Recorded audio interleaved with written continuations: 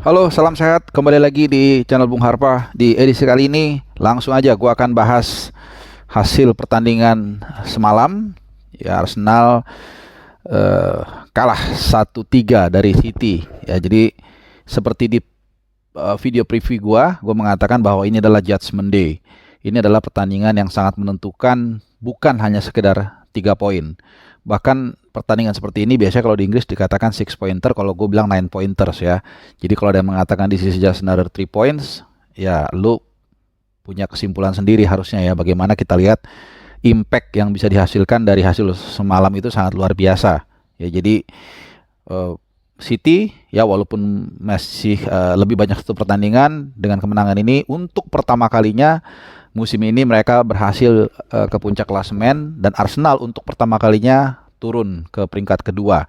Ya, sekali lagi walaupun Arsenal ada satu pertandingan, tapi secara psikologis ini tentu membuat Arsenal agak sedikit berpikir bahwa mereka ternyata bisa juga turun ke peringkat kedua, bisa juga digeser.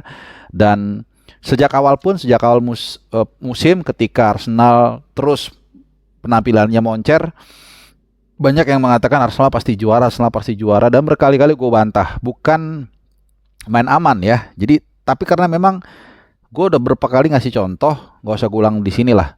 Banyak banget dalam perburuan gelar itu satu tim yang udah unggul bahkan double digit, di akhir musim mereka bisa kalah.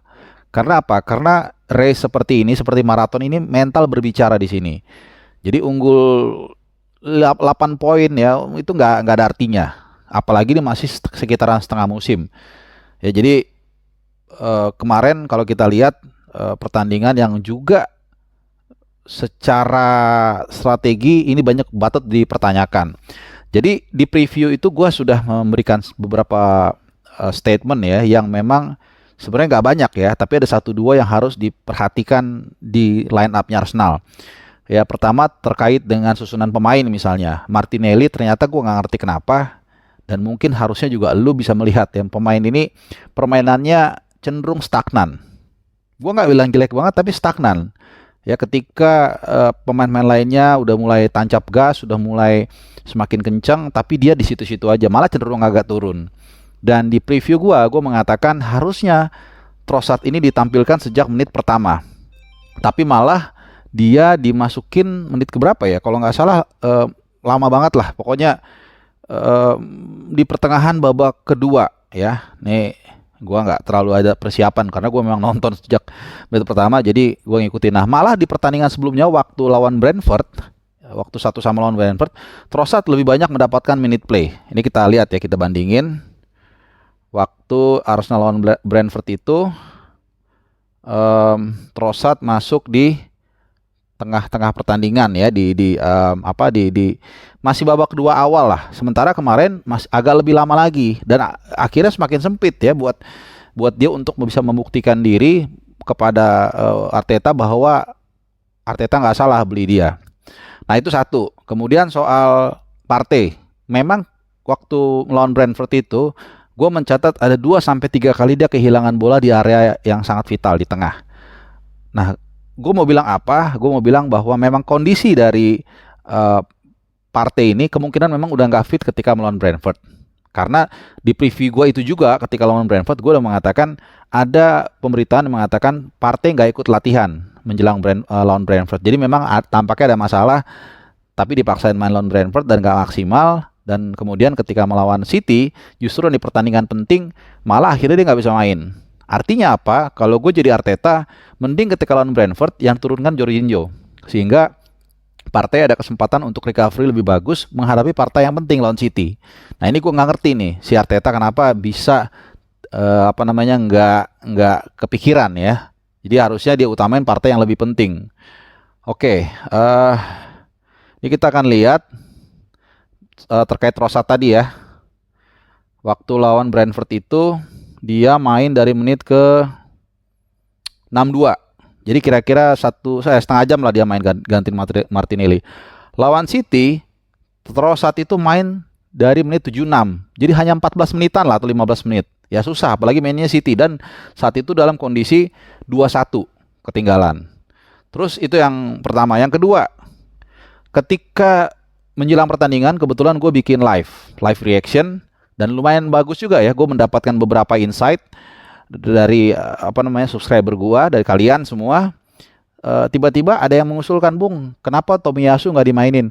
Gue bingung, ini ide dari mana gitu loh.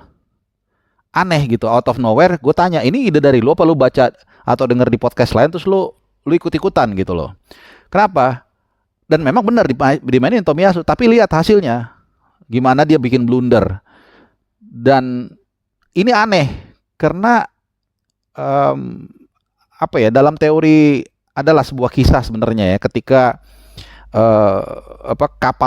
sebuah kapal di Perang Dunia Kedua itu kembali dari perang, kemudian ada bagian sayapnya itu yang ditembakin, bolong. Kemudian insinyur itu mengatakan daerah yang ini harus diperbaiki nih karena kena tembak terus katanya. Justru jangan. Kalaupun kena tembak, kapalnya masih bisa balik, masih bisa terbang.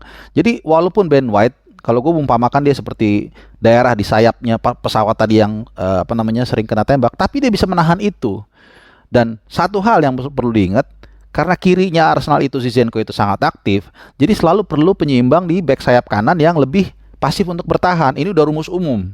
Kecuali lu tim seperti Barcelona waktu eranya Pep Guardiola ya, yang main semua maju gak ada masalah. Lu kebobolan 2 tapi lu bisa golin 5, it's okay, it's a different level gitu loh. Tapi ini udah firm. Dan gue di preview itu gue mengatakan Ben White, Saliba, Gabriel, ada 7 pemain, Ramsdale, kemudian Granit Xhaka dan Bukayo Saka. Ini adalah pemain yang selalu bermain sama Martinelli ya. Ini selalu ada 7 pemain yang selalu bermain sebagai starter, sejak pekan pertama. Dan di luar Martinelli, rata-rata itu bermain bagus. Jadi tiba-tiba diganti dengan Tomiyasu dan lu lihat ya, dalam pertandingan yang sangat penting, akhirnya dia membuat kesalahan yang akhirnya dihukum oleh Kevin De Bruyne. Dan kalau nggak salah juga ada beberapa kali dia terlambat turun, ya gue lupa. Dan akhirnya harus di backup sama pemain lainnya, jadi agak kocar-kacir.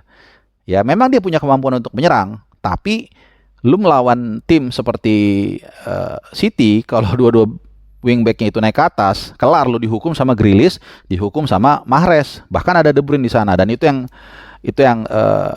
terjadi ya kan. Nah,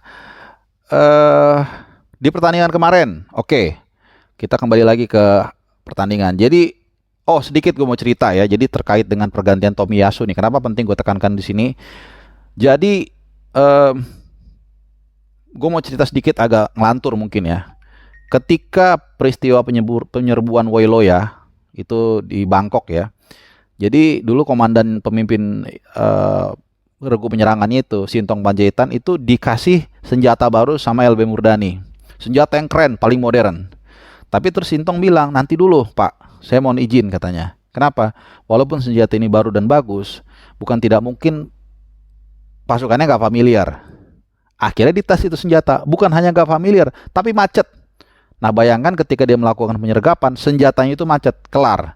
Nah itu pula yang terjadi dengan Tomiyasu. Dalam pertandingan yang penting, dalam pertempuran yang menentukan, lu nggak bisa melakukan gambling lah gitu ya. Lu nggak bisa coba-coba, unless lu punya alasan yang kuat. Ya kalau hanya lu sekedar gambling, coba-coba, ini bahaya, dan itu hasilnya.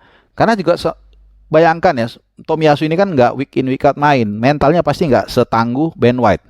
Kemudian karakternya dia juga suka naik-naik ke atas. Dan gue nggak ngerti apakah dia memang sengaja disuruh sama Arteta untuk naik ke atas juga, atau dia sendiri. Gue rasa nggak mungkin. Kalau dia nggak nurut pasti diganti. Jadi gue rasa ini memang sengaja. Arteta ini overconfidence, ingin menyerang, ingin membuat sayapnya City ini nggak berani terlalu naik, dan hasilnya dilayanin dan justru di-press dan kelar. Yang tadi gue bilang Kevin De Bruyne. Memang ada gol penyeimbang dari Bukayo Saka, penalti. Ya ini juga oke lah, ini penalti. Kemudian tadi ya gol dari Jack Grealish dan juga Erling Haaland. Ini Jack Grealish juga sama nih. Pokoknya ada beberapa kali lah gol yang disebabkan atau tekanan yang disebabkan peluang dari City karena kesalahan Tomiyasu. Nah, sekali lagi ini memang ya pertarungan antara guru dan murid ya, dan di awal musim gue udah bilang selain beda poin ini belum aman, musim masih panjang, dan ingat, Arsenal belum ketemu sama City sama sekali. Karena ini nilainya kan ganda. Jadi kalau dibilang gak ganda itu salah besar. Ya karena kalau menang, maka kalau misalnya City menang misalnya, nahan Arsenal di set yang sama, kemudian memanjat bisa. Atau sebaliknya, kalau Arsenal yang menang, maka ini membuat Arsenal melambung jauh dan menahan rival utamanya. Jadi kita lihat, bahkan nanti masih ada ketemu lagi sekali di Etihad ya, ini lebih berat lagi tentunya. Arteta benar-benar harus bekerja keras, harus mengerjakan PR-nya dengan baik, mempelajari gurunya yang kita lihat kemarin ternyata memenangkan duel tersebut ya. Nah selanjutnya, beruntung mungkin kalau gue katakan demikian ya, beruntung karena setelah ini Arsenal lawannya relatif mudah, bukan mudah, relatif mudah. Lawan Aston Villa, kemudian lawan Leicester, baru kemudian lawan Everton lagi. Sementara City lawan Forest, memang mereka akan disibukkan di Liga Champions melawan Leipzig. Lantas kemudian mereka menghadapi Bournemouth, lalu FA Cup lawan Bristol City, dan kemudian lawan Newcastle. Ya jadi musim masih panjang, ini yang seperti berulang kali gue katakan, jangan terlalu jumawa dulu ya. Tapi sekali lagi selamat buat City. Kalau gue tetap berharap, walaupun gue fans Arsenal, gue berharap Arsenal bisa juara, tapi gue berharap juga pertarungan ini seru sampai akhir musim. May the best win ya. Terima kasih udah nonton. Semoga berkenan dan ciao.